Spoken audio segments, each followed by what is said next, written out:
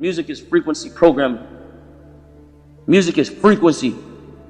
What frequency are you being fed? If I play with those frequencies, right, I can target certain parts of the mind, target the frequency to go to certain parts of the mind, and I can literally, if I want you to astral project, or if I want you to go to sleep, or if I want you to go into a meditative state, I can make my music do that.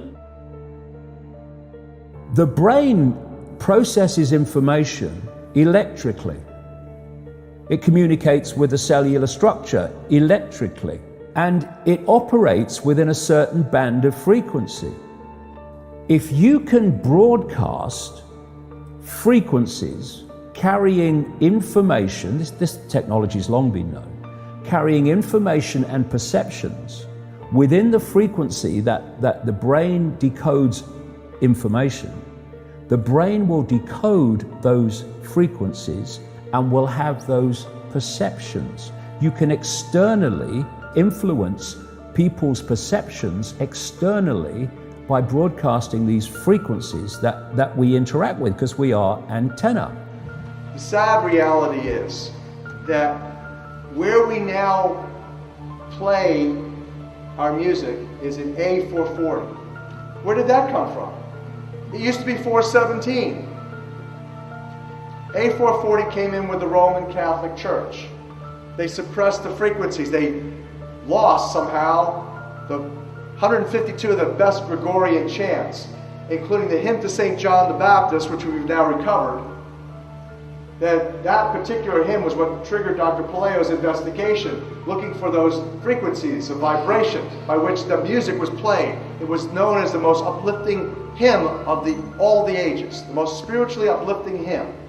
Hymn to St. John the Baptist. It was played to 6 tones. These are those 6 tones. These are those 6 frequencies.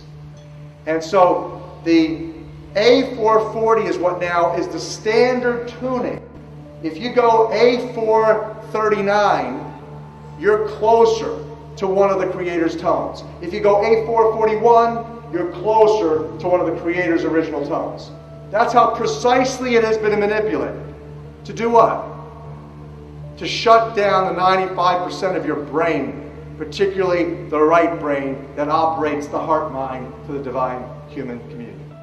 Some decades ago, there was a guy who worked out the frequencies of different emotional states. This is long ago. I mean, it's very, very sophisticated now. So every thought, every emotional response is a frequency. It generates a frequency, and it is of itself a frequency. Hate is a frequency, and it's different to love.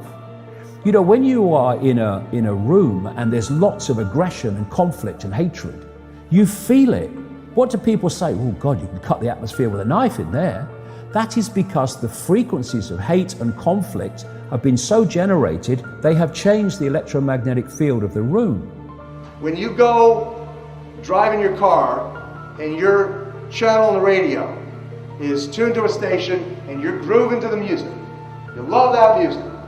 As you get farther and farther away from the broadcasting tower, that music gets static. You start to lose the signal from the clear channel, broadcast, and it gets staticky. When it gets staticky, you get a little annoyed. But you want to listen to it. You really have a heart for that music, so you continue to listen to it for another 10, 15 miles, and suddenly it becomes so annoying that you just get disgusted, you go, ah, and you shut it off. And if you continue to listen to it, you get sick. That's what we're talking about here. Except you don't even know that you've been listening to the static your whole life. You don't even know what the true resonant frequency is because it has been kept from you. Now, of course, to really be effective, we need to use the proper words and phrases, scientifically selected. But that gives you the basic idea. We embed messages just below the threshold of perception, so they can go directly into the subconscious.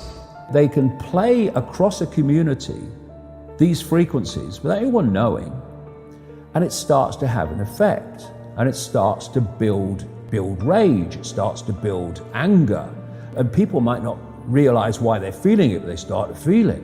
And then what they do is they trigger that with an event. Maybe some guy is attacked by the police or something, or somebody's arrested for something they didn't commit, and now there's the trigger.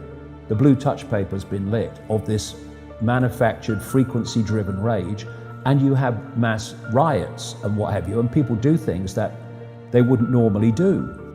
So in other words, the master composer, master conductor of the Universal Orchestra is singing love songs in 5/8, uplifting everything simultaneously. And we're the only species out of tune and accepting static for the clear channel. Do you know that the American military, they've admitted this. They have technology that fires frequencies at the enemy that basically breaks the enemy's spirit, so they give up and put their weapons down. This is the technology we're dealing with.